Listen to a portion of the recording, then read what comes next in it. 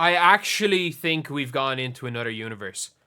This is the old WNBA media. They actually don't watch basketball.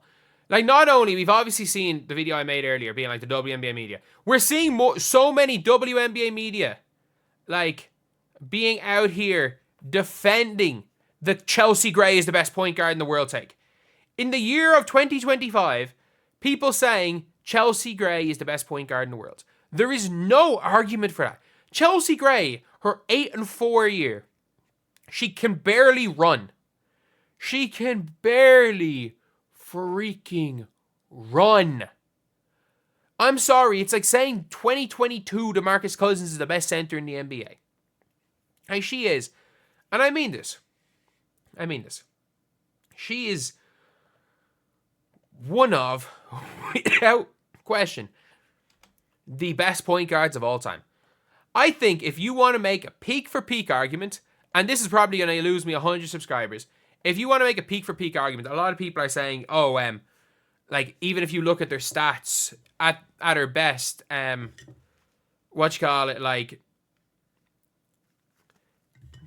her best, Chelsea Gray stats weren't as good as Caitlin Clark's.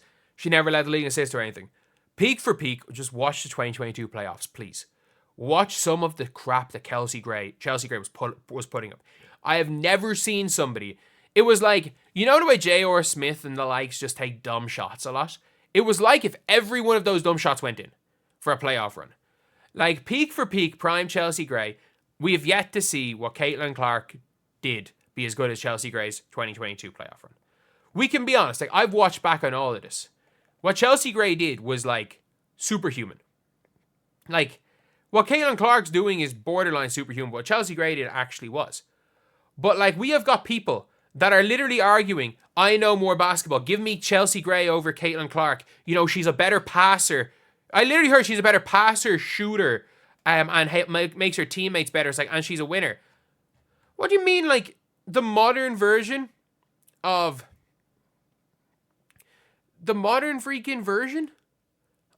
what's her name? Of Chelsea Gray is a better. I think in a vacuum you can argue that she is a better point guard than Chelsea Gray.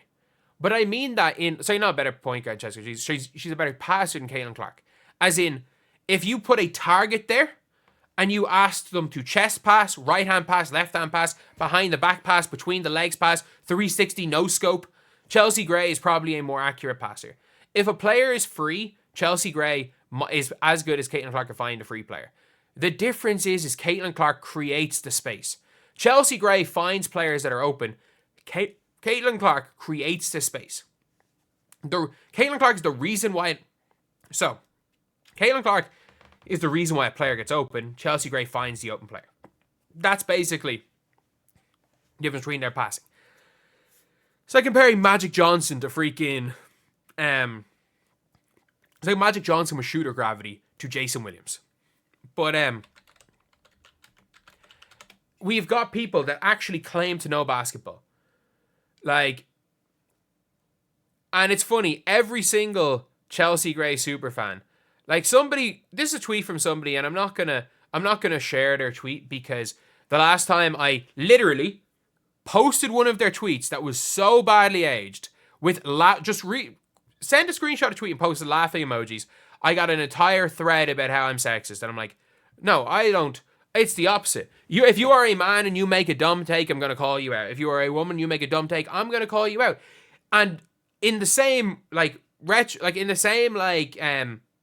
breath, if I make a dumb take, I will be completely open to be called out, because that is what we do in sports. Especially if you're someone who either on Twitter, on YouTube, or in the media makes hot takes. If you're in the hot take business, you're going to be wrong as often as you're right. Here's a tweet. I've watched a lot of basketball, folks. I have more grey hair than it seems, older than I look.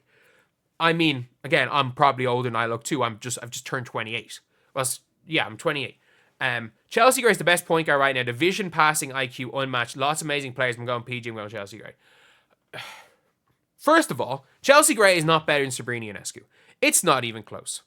It is not even close. Chelsea Gray is not better than Sabrina Ionescu.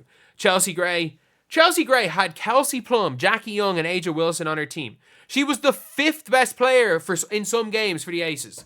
She was the 4th best player, without question, last year for the Aces. The 4th best player. The 4th. Like, there was no argument about it. She was the 4th best player for a team that hovered around 500. And everyone was like, oh, what happened when the Fever played the Aces? Well, yeah, the Aces played them twice at the start of the year when the Fever stunk. And at the end of the year, in fairness, Chelsea Gray had a really good half in one of the games. It's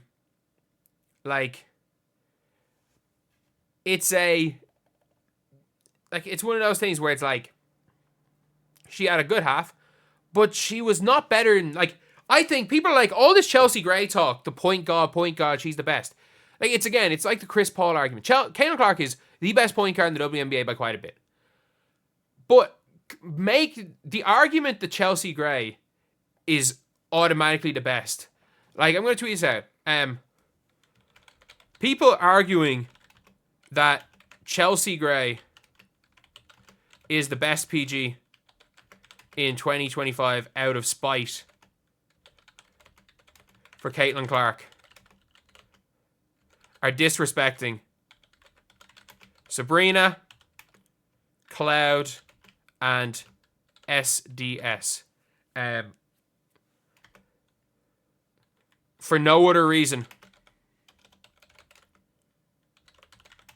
than spite. Like, they are disrespecting players so, like, levels better than modern Chelsea Gray. Natasha Cloud is so much better than Chelsea Gray. Natasha Cloud is a better maybe not shot creator. She's a better offensive player. She's a better scorer. She's a better defender. She passes the ball better. You might be saying, oh, Chelsea Gray does. And Chelsea Gray can do some nice. Chelsea Gray, I'm sorry, like, Chelsea Gray can definitely hit players with the 360 no-scope better than anyone else. But if you gave Caitlin Clark Aja Wilson, she would average 14 assists a game just to Aja Wilson. Just because she can do some fancy passes. And was good, like, does not mean she's the best passer. But Skylar Diggins, and you can't even use, oh, look at Unrivaled. Man, Skylar Diggins has been much better than Chelsea Gray in Unrivaled. As well as that, Sabrina Ionescu, clearly. The best 2 point guards in the WNBA are Caitlin Clark and Sabrina Ionescu. It's not close. It is genuinely, it's not close. The two of these are a level above. They are a genuine level above the rest of the players. And that's fine. Like, it's absolutely fine. Father Time waits for no one. Injuries are injuries. And the fact that Chelsea Gray is still a starting point guard in a WNBA team, you can argue that she could be the fourth. Like, she still has that ability to be the 4th best player on a championship team, which is, I don't think is true at this point in time, but you can make that argument, is a testament. Like, considering how well she can play, without being able to move, is impressive. Like, that is impressive. Chelsea Gray in her prime, no one's ever going to forget that. But people's basketball arguments, and by the way, the people arguing that Caitlin Clark is a Chelsea Gray is the best point guard in 2025. Some of these are voters. Some of these are award voters. Now we know who Caitlin Clark's not Rookie of the Year could be.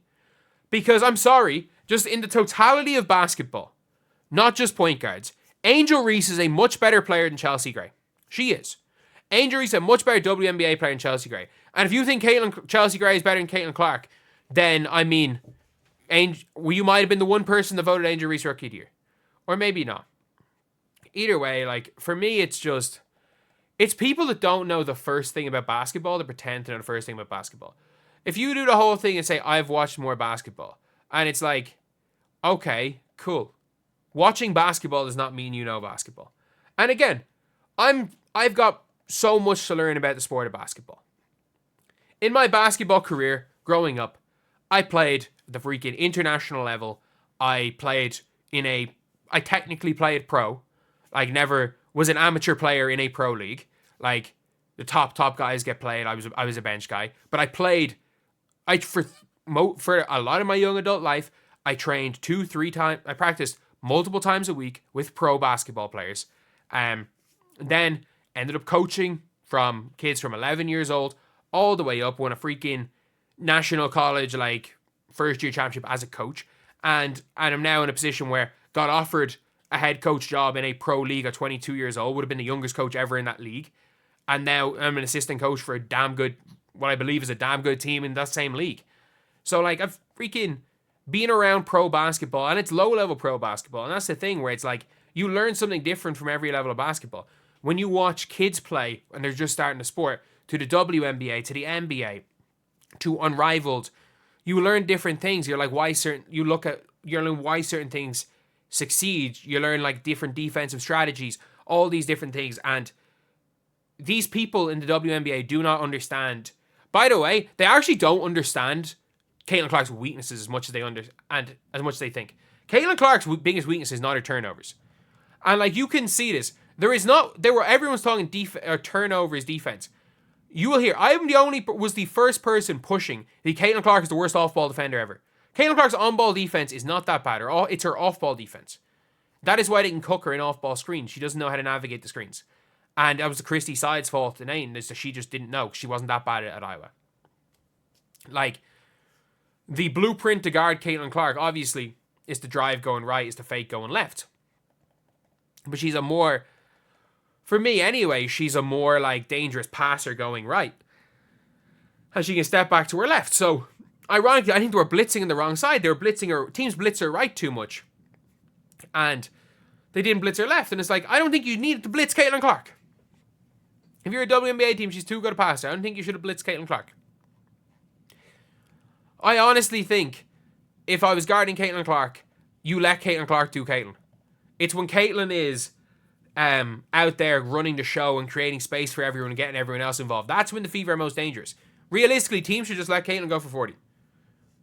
Like, as long as she doesn't go for 10 assists. And that's the problem with, like, the old-fashioned style of, like, you go out and guard her. No, you literally need schemes to guard players like Caitlin Clark.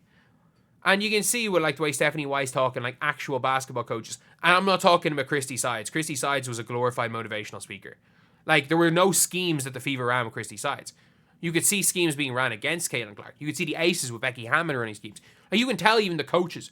When you watch a team playing basketball, you can tell what coaches have the job because they were good at playing the sport versus what coaches have the job because they actually know the game. They actually know the game. Like, you can be good at the game without knowing the game, if you get me. And it's funny if these reporters think, oh, I've watched so much basketball.